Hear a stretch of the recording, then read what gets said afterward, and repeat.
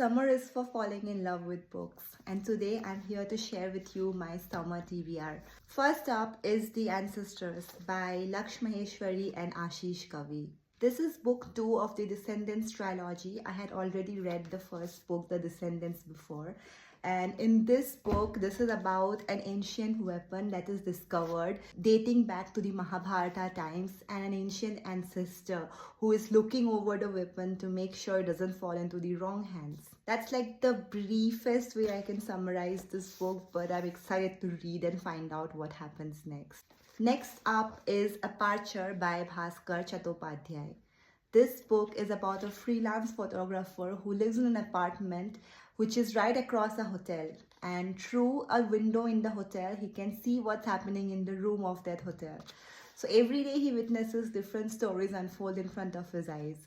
But the story begins when he witnesses a husband murder his wife through the room's window. That's when the photographer enlists the help of a detective, and he has to first confess his own sins before he can bring the sins of that husband to justice. Next up is Mrityunjay by Parakh, Bhatt, and Raj Javia. This book is also part of a series. It's the first book of the Mahasura series. The story of this book spans across 4 timelines separated by more than 1,000 years each. It's a combination of mythology, thriller, and fantasy, and it's definitely one of my favorite genres, and I'm super excited to read this.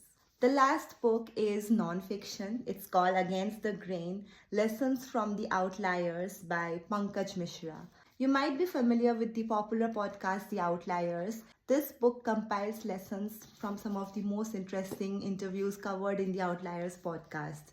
Some of the people whose interviews are mentioned in this book are A.R. Rahman, Nandan Nilekani, Rakesh Sharma, Naval Ravikant, and many more.